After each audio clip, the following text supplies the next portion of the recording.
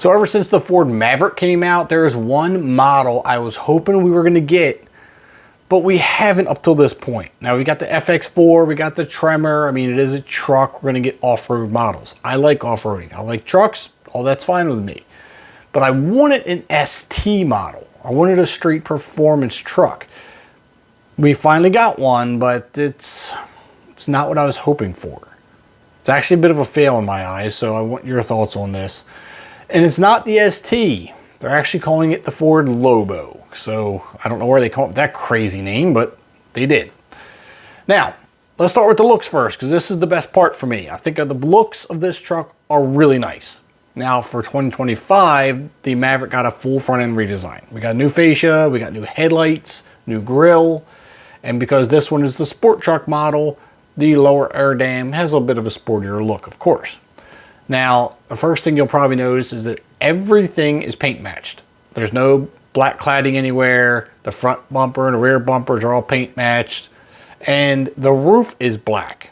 Now, I don't know if that's a wrap. I don't know if that's glass. I don't know what the deal is with that. Don't really say. It just says black roof. And as from the pictures, you can see that. So, aesthetically, I think it looks nice. And on that little fender vent you have on the front fenders, it's got the Lobo logo, which is a bit of a tongue twister, but it is there. And then we have these wheels. Now there's two wheel designs, thank God, because this first one here doesn't really drive me nuts. This one is what they call the turbine wheel, and I'm not a huge fan of it, unfortunately. It is what it is. It looks like it's very bland, like they didn't put a lot of thought into this design. But maybe you like it. Let me know in the comments what you think of it. This is a 19-inch wheel, as the other choices as well. Now, the second choice is this one. This is the one I prefer. I think it looks a little better, a little sportier, and I can see the brake rotors and calipers and something that's just a little bit of a detail I like to see. Especially if you're going to paint the calipers, which unfortunately you do not get that option in this. So it's just plain silver calipers, and you'll have to paint them yourself, I guess, if you want painted calipers. But those are the two wheel choices. These are, again, 19s, and although I can't find it in the article at the moment, I did read there were a 225, either a 35-19 or a 40-19. I cannot remember which. Now, the suspension is dropped a bit. It is ½ inch lower in the front, 1.1 inch lower in the rear, so it gives it a little bit of a nicer stance. And the interesting thing about the suspension is that they're actually using the top mounts from the Mustang Mach-E and the rear dampers from the Maverick Tremor, which is interesting, obviously, because the Tremor is an off-road model, but they're saying it was retuned specifically for the Lobo. So, I don't know how they did that, but they did it, and it is what it is. Now, let's get into the engine and performance aspect of this, because this is where I was actually disappointed. I wanted more power for the ST, or Lobo, sorry. I'm going to keep calling this the ST, because I guess this is what they were supposed to be. But we didn't get a power increase. As a matter of fact, we actually got a power decrease. Yeah, they detuned it. So last year, the Maverick made 250 horsepower and 277 pound-feet of torque. This year, even in the Lobo, it makes 238 horsepower and 275 pound-feet of torque. Why would you go from 250 down to 238 in what you're considering the street performance truck? This is a huge disappointment. I mean, why? Personally, I would buy probably a 2024 that has more horsepower and just do my own suspension work. I mean, getting a nice set of wheels and tires is super simple. That's not a big deal. Brake upgrade. So many people carry brake upgrades for these vehicles. And then as far as suspension work goes, I mean, Steeda, RTR, I mean, there's a lot of places that sell suspension work for a Maverick. So, I don't know. I don't understand where they can justify dropping the horsepower. I don't know. But they also made another change, and they got rid of the 8-speed auto and replaced it with a 7-speed out of the Forge Edge ST. Now that could be good or bad. Now they're saying the 7-speed from the Edge ST is a quicker shifting transmission. And if it's true, that's great. Now the one downfall to this is that I've heard through rumors and grapevines that the transmission in the Edge ST isn't that good.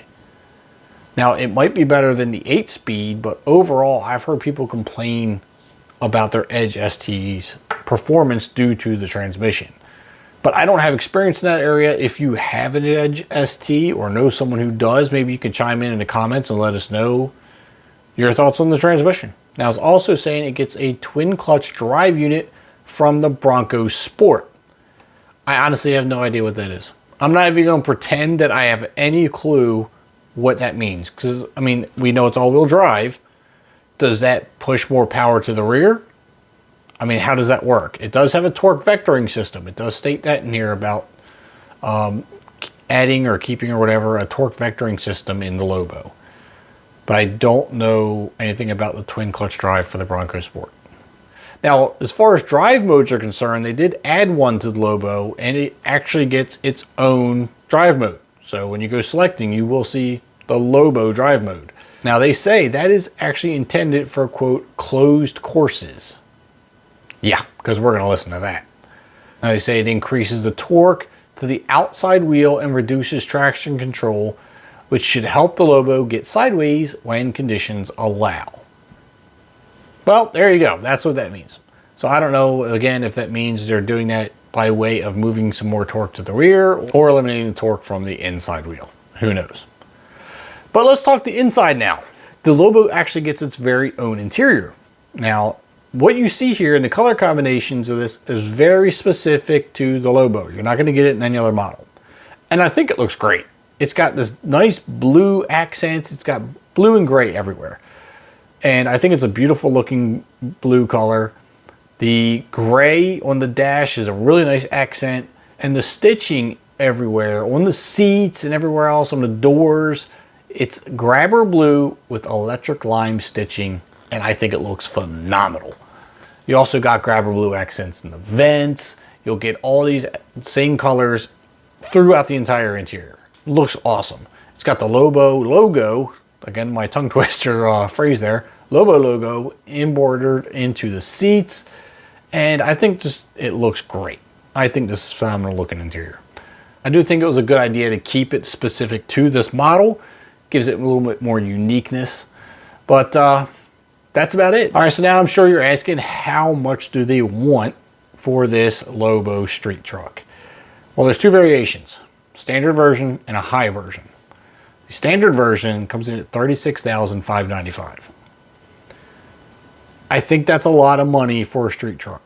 Now the high version comes with a few additional add-ons like heated seats, heated steering wheel, bed liner, and that comes in at $42,090.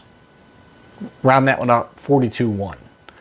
That I think is absurdly high. $42,000 plus for this truck decked out.